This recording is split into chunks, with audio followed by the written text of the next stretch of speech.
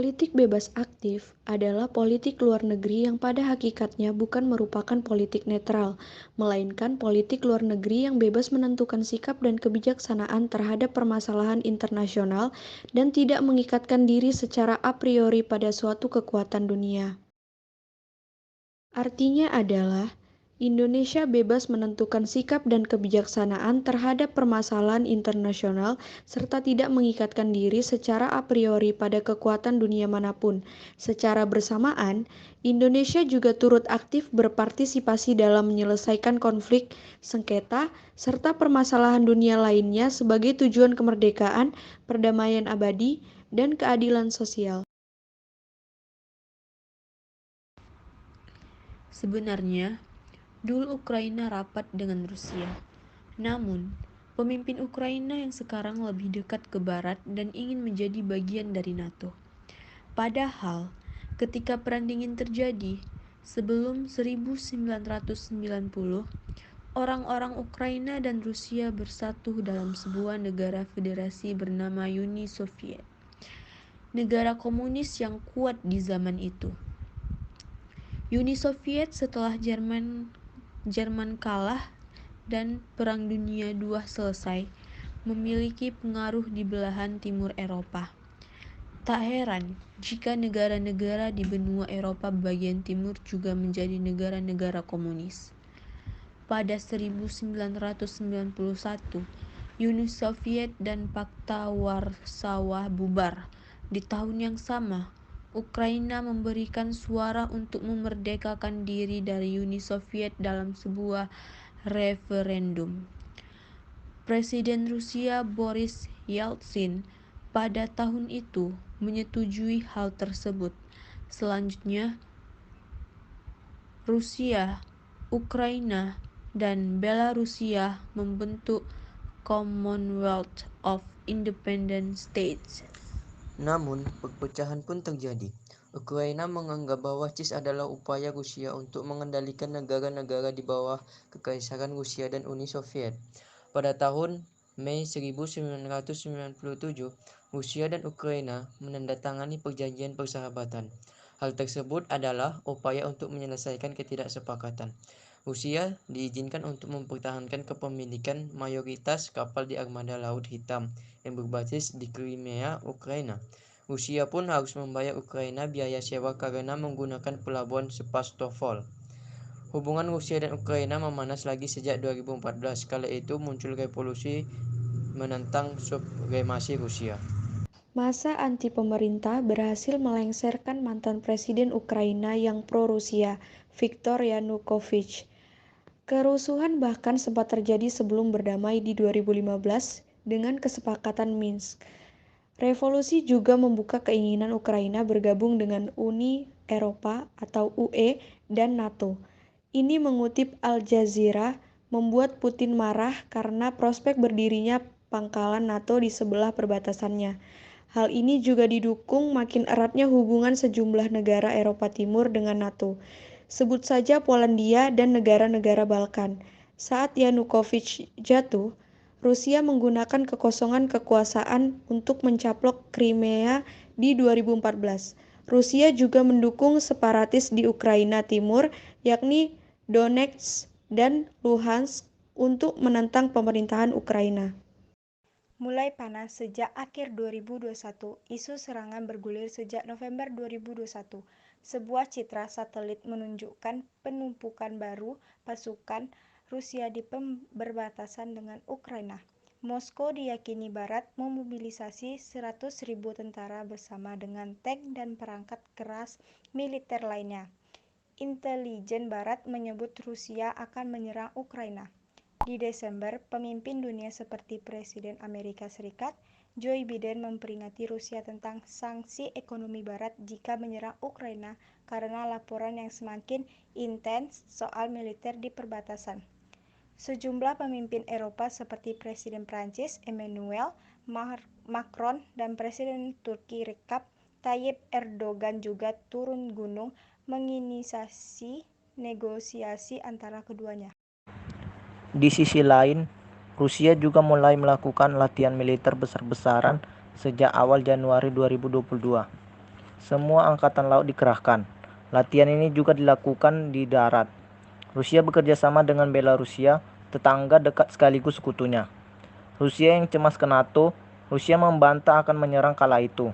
Namun, negeri Putin mengajukan tuntutan keamanan yang terperinci kepada Barat. Salah satu poinnya meminta NATO menghentikan semua aktivitas militer di Eropa, di Timur dan Ukraina. Rusia meminta aliansi tersebut untuk tidak pernah menerima Ukraina atau negara-negara bekas Soviet lainnya sebagai anggota. Dalam wawancara eksklusif dengan CNBC Indonesia 16 Februari, Duta Besar Rusia untuk Indonesia, Lyudmila Georgievna Verobieva, mengatakan Rusia tidak pernah berniat menyerang tetangganya itu. Ia menyebut isu ini muncul setelah dihembuskan AS, NATO, dan para aliansinya. Semua histeria yang terjadi antara Rusia dan Ukraina telah ditargetkan untuk mengalihkan isu dari keamanan negara kami terkait Federasi Rusia. Kami melihat ekspansi NATO yang berjalan selama 30 tahun lebih dan kini infrastruktur NATO makin dekat ke perbatasan kami, jelasnya dalam wawancara kala itu. Pada situasi ini, Ukraina hanya dijadikan alat untuk mengemarkan informasi perang terhadap Rusia. Sementara negara kami tengah mengupayakan diplomasi, pihak Barat terus mengorbankan informasi perang dan menciptakan ketegangan di perbatasan Rusia dan Ukraina. Sebenarnya tidak ada yang terjadi dan kami tidak berniat untuk menyatakan perang terhadap Ukraina. Tolong jangan salah paham, kami justru menganggap Ukraina sebagai saudara kami, ujarnya lagi. Memerangi Ukraina adalah gagasan yang tidak masuk akal bagi kami. Ia membeberkan NATO telah melakukan 5 fase ekspansi dari tahun 1999 hingga 2020. Pada 15 Februari, Putin menegaskan akan menarik semua pasukan dari perbatasan. Ia mengatakan ini saat konferensi pers bersama Kanselir Jerman Olaf Scholz di Moskow, Rusia. Putin mengatakan Rusia tidak menginginkan perang. Menurut dia, Rusia siap mencari solusi dengan Barat. Kami siap untuk bekerja sama lebih jauh. Kami siap untuk masuk ke jalur negosiasi, ujar Putin seperti dilansir AFP kala itu. Meski begitu, negara Barat meragukan hal ini. Bahkan intelijen NATO di Eropa Timur menyebut Rusia mungkin tetap akan menyerang meski terbatas dengan menggunakan wilayah pemberontak Ukraina Timur. Putin mengumumkan Donetsk atau DPR dan Luhansk atau LRP, dua wilayah kontra pemerintah Ukraina sebagai negara merdeka, dengan alasan menjaga perdamaian. Putin menandatangani dekret mengirim pasukan ke Ukraina. Pada hari Kamis 24 Februari 2022, pernyataan Putin di depan Olaf tak terrealisasi. Serangan benar dilakukan. Putin mengumumkan operasi militer di Ukraina demi membela separatis di timur negeri itu. Ledakan terjadi di sejumlah kota di Ukraina termasuk kota Kiev. Keadaan mengharuskan kami untuk mengambil tindakan tegas dan segera, kata Putin dalam pidato yang disiarkan di televisi. Menurut transkrip Donbas atau wilayah milisi pro-Rusia di Ukraina Timur meminta bantuan kepada Rusia. Dalam hal ini sesuai dengan pasal 51 bagian 7 Piagam PBB dengan sanksi Dewan Federasi dan sesuai dengan perjanjian persahabatan yang diratifikasi oleh Federal Musyawarah dan Gotong Royong dengan DPR dan LPR. Saya putuskan untuk melakukan operasi militer khusus, tambahnya. Barat mengutuk tindakan Putin, sejumlah negara bereaksi. Rusia memulai serangan ke Ukraina hari ini. Putin memulai perang melawan Ukraina, melawan seluruh dunia demokrasi. Dia ingin menghancurkan negara saya, negara kita, semua yang telah kita bangun, semua yang kita jalani, kata Presiden Ukraina Zelensky. Mengapa menyerang Ukraina? Para ahli percaya Putin melakukan ini untuk tujuan memaksa perubahan di Ukraina. Rusia ingin kepemimpinan Ukraina diganti menjadi pro-Moskow. Berdasarkan pidato Putin, Rusia melancarkan serangan besar di seluruh Ukraina dan bertujuan untuk menggulingkan pemerintahan Kiev melalui cara militer, kata Direktur Penelitian Makro Global di Eurasia Group, Henry Rom dikutip CNBC Internasional. Meskipun Putin mengklaim sebaliknya, kemungkinan ini akan mencakup pendudukan beberapa wilayah oleh pasukan Rusia. Dikutip dari CNN Internasional, dalam sebuah esai panjang yang dimuat Putin di Juli 2021, ia sempat menyebut Rusia dan Ukraina adalah satu orang.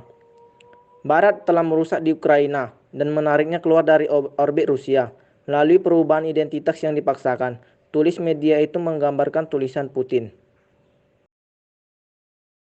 Dalam pertemuan dengan media yang dihadiri CNBC Indonesia pekan lalu, seorang pejabat senior Kedutaan Besar Amerika Serikat di Jakarta mengatakan pelanggaran terang-terangan Rusia terhadap hukum internasional menjadi tantangan langsung terhadap tatanan berbasis aturan internasional.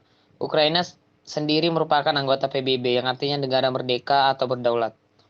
Jika Rusia diizinkan untuk membatasi kedaulatan Ukraina dengan mendikte aliansi Ukraina dan pilihan kebijakan luar negeri dengan memerasnya atau melanggar integritas teritorialnya, itu dapat memberanikan orang lain yang ingin memperluaskan teritorial ilegal termasuk di Laut Cina Selatan ataupun LCS, katanya. Merusak prinsip-prinsip tatanan berbasis aturan internasional, melemahkan fondasi kerjasama internasional dan pelanggaran Rusia dan mengecam perdamaian dan stabilitas di benua Eropa. Sebagai sebuah negara yang menjunjung tinggi prinsip bebas aktif dalam hubungan luar negeri, Indonesia juga menegaskan konsistensinya dengan prinsip tersebut dalam krisis Ukraina.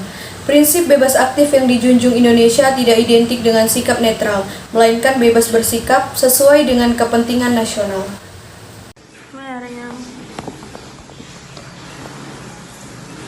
Selain itu, sikap Indonesia itu juga bukan sekedar mengikuti negara lain, melainkan upaya untuk menyuarakan pentingnya penghormatan terhadap norma hukum internasional. Indonesia akan terus mendorong dihentikannya penggunaan kekuatan sehingga semua pihak dapat menyelesaikan sengketa.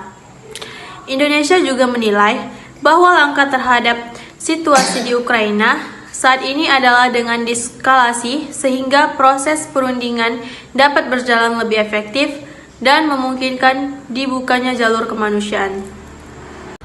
Terkait posisi Indonesia antara perang Ukraina dan Rusia, peran Indonesia adalah tidak memihak salah satu negara, baik itu Rusia dan Indonesia, karena kita ketahui bahwasanya Indonesia dan Ukraina itu adalah sahabat dalam hubungan bilateral, baik ekonomi, kesehatan, dan lain-lain. Kemudian Indonesia juga perlu mendorong dibukanya zona pengungsi untuk menampung lebih banyak warga sipil yang terpaksa mengungsi akibat konflik tersebut. Sementara itu, terkait peran dan kontribusi yang bisa diberikan Indonesia terhadap penyelesaian konflik Rusia dan Ukraina, di Indonesia bisa mengupayakan agar konflik yang terjadi tidak semakin memanas. Indonesia juga bisa memberikan bantuan kemanusiaan terhadap potensi tragedi kemanusiaan dalam konflik tersebut. Peran Indonesia yang lebih besar lagi juga bisa diberikan melalui presidensi Indonesia di forum G20. Sebagai tuan rumah, Indonesia harus menghindari potensi forum tersebut untuk dimanfaatkan sebagai ajang persengketaan terkait masalah Ukraina.